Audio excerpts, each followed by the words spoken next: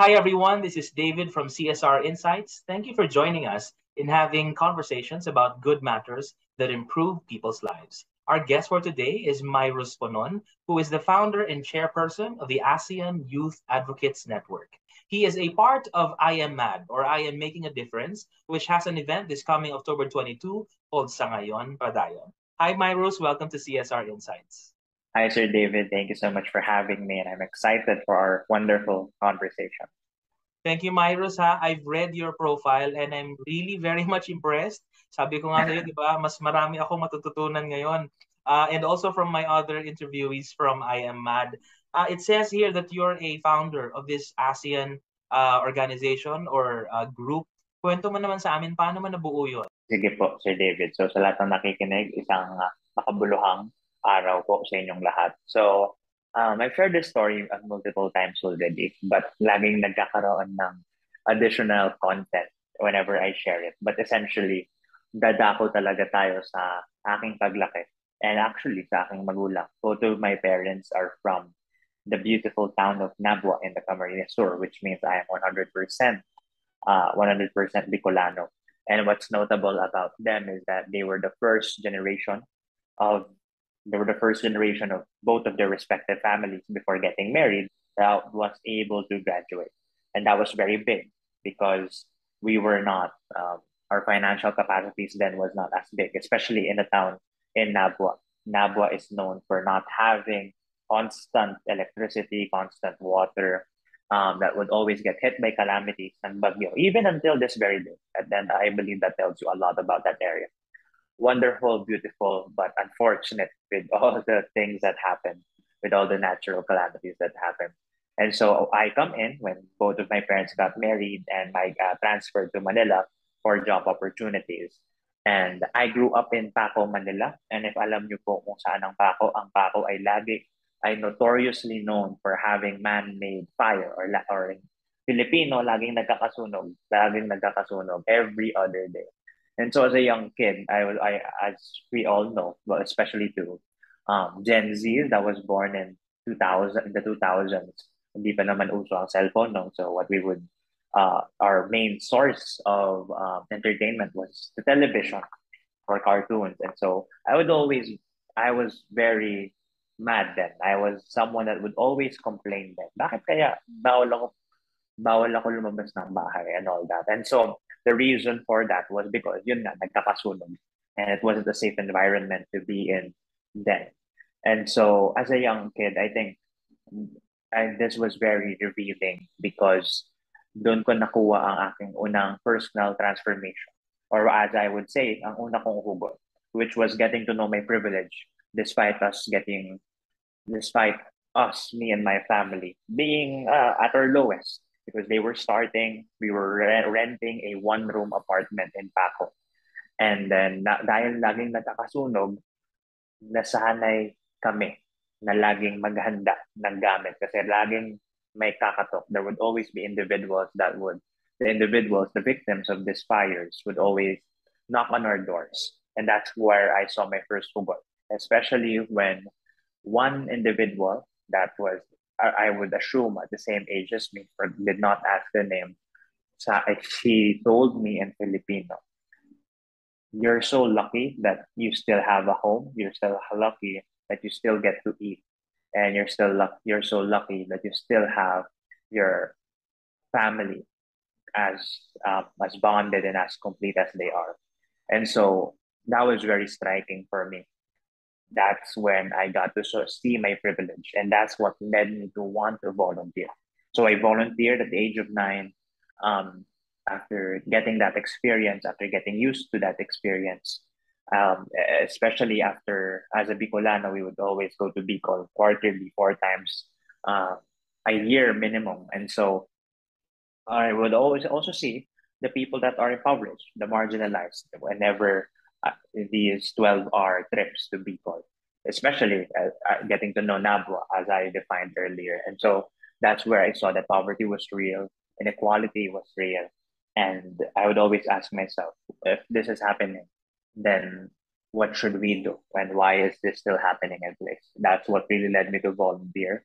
And it started in organizing a Christmas activity, a Christmas gift giving. That started in 2010, 2009. I was 9 years old then. That's the latest that I would recall my volunteerism journey. And ever since, I wanted to continue to volunteer. But of course, that wouldn't be feasible. We were still doing these gift givings every year, but it wasn't sustainable. And so my parents told me, if you want to continue to volunteer, then do it at school. That's the smallest unit. I wanted to lead, I wanted to serve. But that's where I saw my second hugot. I wasn't given that opportunity to serve or to lead because I wasn't as good. My grades were subpar. It was average. Well, before I continue with my story, I remember one of my mentors telling me, being at the middle is something that you don't want to be with because you won't be recognized by the higher ups, by the administration, or by the teachers. They would only see if you're at the top of the class or whether you're at the bottom. I wasn't neither. I was below average, but essentially that's what led me to not be as recognized by my teachers. And so when I said I wanted to lead, they told me that I couldn't lead. Hindi ko raw kaya mag-lead kasi in the Philippines, until today, we're stigmatized of our leadership skills in parallel to our grades. Bakit ka magli-leader? Eh, hindi mo nga hindi mo nga maayos yung grades mo. And so, bakit ka magli-leader? Bakit ka mag-volunteer? Hindi mo nga mabigyan ng focus sa sarili mo. And so, that's my second focus. That's my second transformative experience that really did uh, always hit me. I remember that most leadership summits in schools were always exclusive. If ever it was open to all, you'd be stigmatized. Ay, ito yung namilit na pumasok. And I would experience that until high school. You may be shocked, no? Especially if we go to our story moving forward. But I never had a classroom position, type class president or type class treasurer, grade school, even high school. Nung senior high lang talaga. Nung senior high ako, I was an introvert also then. I saw myself as someone that was not normal. I had ADHD. I was born premature, so I always thought to myself that maybe the problem's me. But moving forward, fast forward, nung senior high ako talaga nag-initiative. That's when I started to volunteer to these or nonprofit organizations, youth organizations. That's where I got into that sphere, which led me to want to lead. As the second batch, part ako ng second batch ng senior high, and I was given this chance to lead the ABM organization. But then and again, I had to fight the admins for the first time because I remember I was very committed to lead our ABM organization for ABM students. And I remember one of the vice presidents of my high school telling me, di mo kaya. Bakit, bakit mo ililid yan? And I remember being so struck to the point that I got to know that there was a meeting that would happen after wherein the administrators wanted to rig the elections. They were planning to set up the elections for me to fail. And that's what led me to really have mental illness. I was clinically diagnosed for a day. It led me to having these thoughts, but it also led me to stand up for what I believed in. I remember crying proudly despite the student council officers being in the same room with the vice president for student affairs. I told them that that shouldn't be how leadership is. That doesn't define what leadership is. And leadership can come from anyone. Kung ang potential mo, kung ang potential ng bata ay nire-restrict na natin sa iilan lang, edi paano talaga tayo magpro-progress? Paano tayo titindig? Paano tayo magpapatuloy? And so that's one of my biggest hugots. And that's what led me to want that's what really led me to want to go out of high school. So my breakout year, as I would say, would be after graduating from my high school. That's what led me to push and try my best to take part in these international conferences. That's what led me to officially get my positions in non-government organizations from just being a volunteer to that. That's when I got to meet Kuya Mako, um, and that's how um, I really got to grow and understand the economy and how nonprofits work, especially volunteer organizations work. And so, yeah, after graduating from May 2019 to September, I remember literally maximizing every portion of it. Volunteering to CCP, going to this country, learning in every conference. I've had this habit of being independent and saving up for paid conferences in the metro because I really saw the importance of not only theoretical learning, but practical learning, which I got to really see in these in student-led events. And so the biggest opportunity really came that I would assume, I still believe that changed my life when I applied to the ASEAN University Student Council Union Conference in Thailand, and this was very relevant because this was a week before my first day as a college student in LaSalle as a scholar, and it was an amazing event. It was in Thailand. I thought it was going to be a usual conference that did not have a call to action.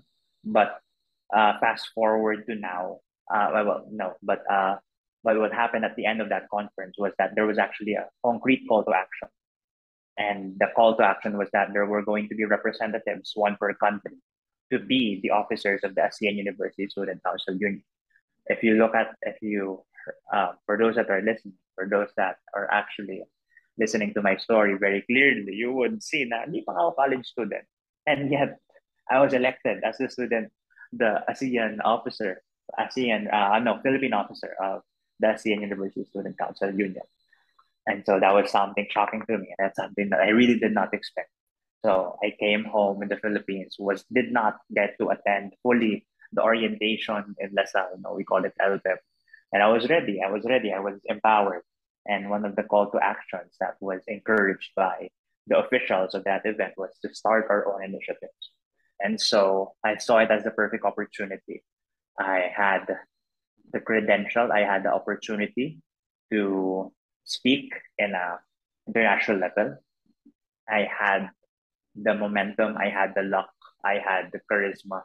And that's what led me to establish Youth Advocates for the Philippines in 2019 that had a simple mission back then to be a safe space for the youth, regardless of their age, regardless of their gender, regardless of their experience, whether it's their first time volunteering or not, catered to ages 13 to 25 because most nonprofits then were focused on college students. And so I thought of that very much. And but classes, regardless of their intention, whether people were volunteering based on their credentials or whether they were volunteering because they really wanted to volunteer, that's something that I saw that people would would correlate with, would really synchronize with. Kaya yun, cloud chaser man as the term is now or hindi, tanggap ka namin. Ang goal ng org nun is doon ka ma-transform. Kasi I don't blame them. At times, even today, I get to feel that in this capitalistic world, we see that. And so that simple mission is something that I did not expect to grow exponentially. I remember so that I got to establish with Advocates for the Philippines, October 2019, October 1. So we celebrated 3 years. And then when COVID hit, I remember a week before COVID, we were at this building in Quezon City and we planned our 2 year strategic plan. Very well put out. And then COVID hit. Kaya sobrang nainis kami. We wanted to lay it out. And then uh, we were planning to shut down the operations of the organization. I'm thankful that that did not happen because it's what led to the growth of the organization. I remember from having 200 volunteers, we grew to 10,000 from March to April. Then by May, we went up to 20,000, 25,000, 30,000. Until today, it grew really fast. We had a representative every region in the Philippines. They were having independent events. And I really believe that the word youth advocate really grew because of the organization. Our Facebook likes then were at 10,000. By the end of August 2020, it was at 250,000. So it was very organic. The growth was amazing. And so when I got to share this as the Philippine representative of the ASEAN University Student Council Union, I shared that. And peers said that it's something that they wish that other countries have. And that's where my idea sparked of, okay, we can do this. Let's do this internationally. And so that's when on August 8th, 2020, we established the ASEAN Youth Advocates Network, which had the same goal with the vision of making advocacy a lifestyle for all the youth to find their advocacy and to really expound and actualize their advocacies based on the activities they do every day. And so it grew. 10 country chapters, 10 grassroots organizations under our global body. And yeah, fast forward to today, then all the accomplishments has been, the numbers has been, the impact continues to grow. And it's been so short. But yeah, there were a lot of bumps. My journey is a story that I believe is very unique. But yeah, that's what came to be, and that's what led to the ASEAN Youth Advocates Network to where it is today. Myros, Yeah, looking back, when you were still young, you said merong nag-knock sa door ninyo and then talking to you, yung child na yon. I think you strike me as a very contemplative person, thinking of your environment, of the other people, and your family supports you so much. Gaano ka-importante na ang isang youth tulad mo or yung mga younger children meron silang kamulatan sa kanilang environment at sinusuportahan ng kanilang mga magulang. yeah, definitely. I would say na talagang sobrang privileged ako kasi my parents really, I also had the background of serving.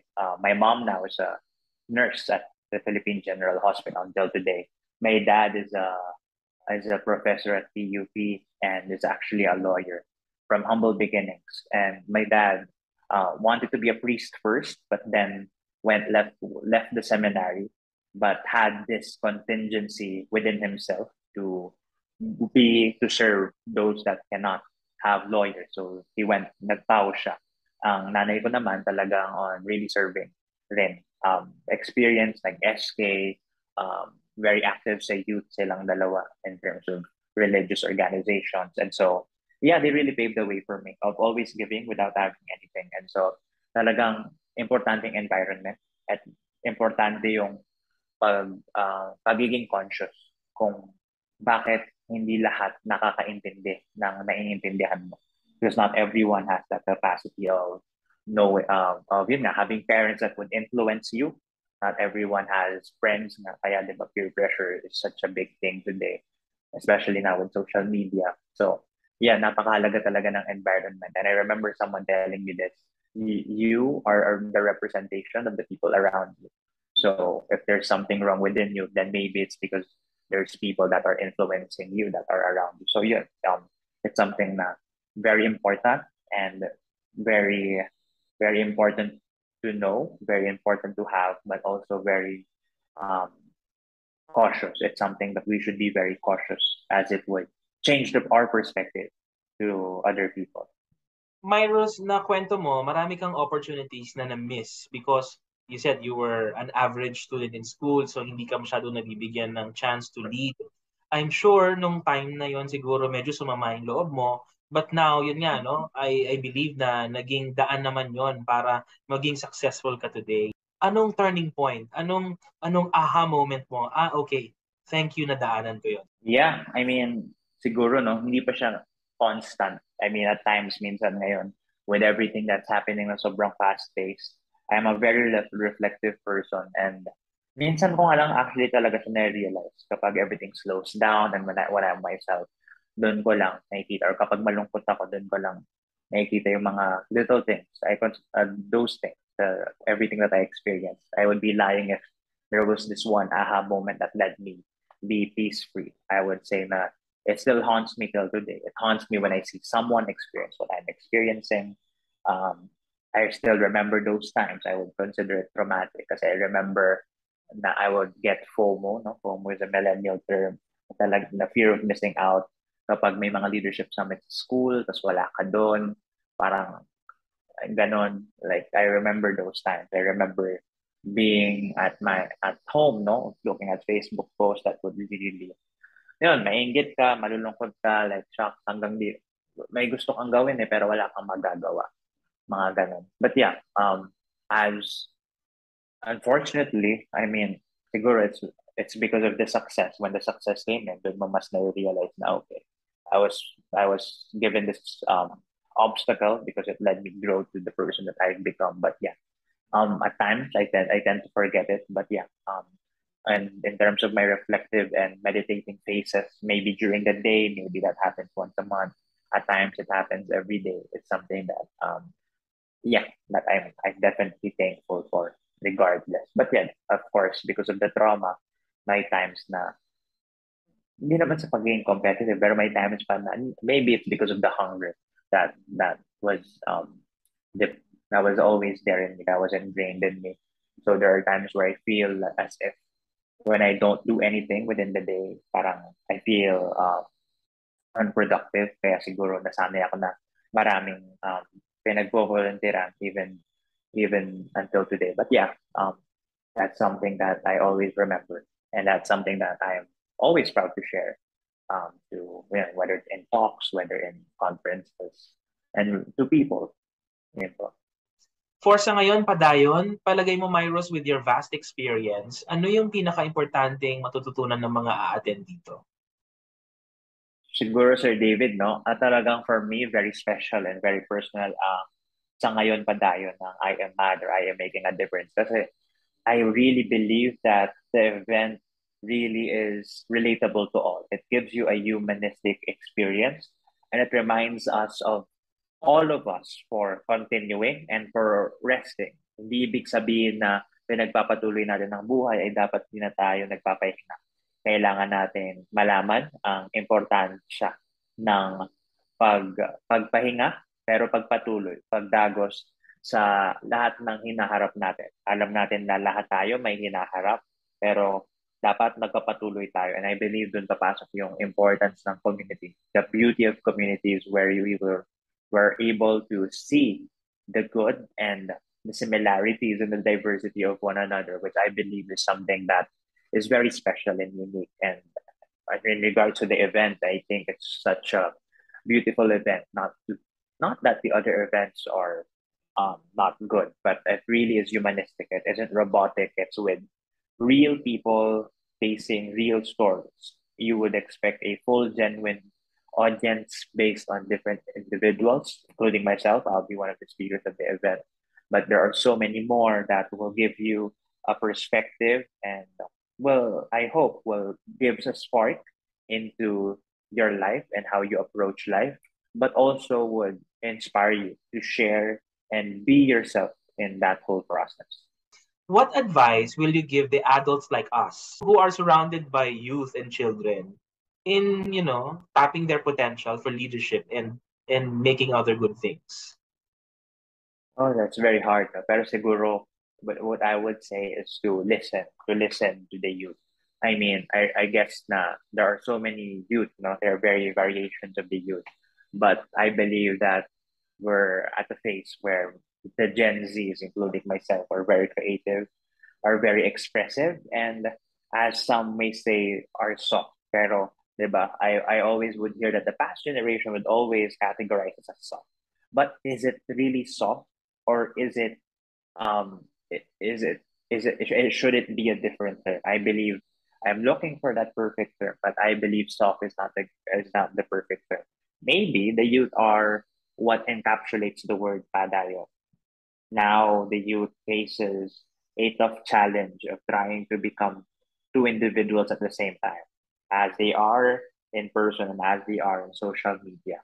Um, there are so many things that the youth think of today, which I believe enabled them to also think about the most pressing issues in the nation, in the world, such as climate change, that really reinvents the way of thinking. That's part of the progressiveness of us, no, of us as humans. And so, yeah, I think if I were someone that was at the same age as the past generations, what I would tell them is to listen, because the youth knows, and there's a reason of why they're thinking that way, and they probably I would assume that and I believe, not only assume, I believe that the youth has the capability to change what not only the future but today. They know what's happening, um, and they will definitely accelerate the way of life, because I really do believe that it's us that can right the wrongs of the past generations and can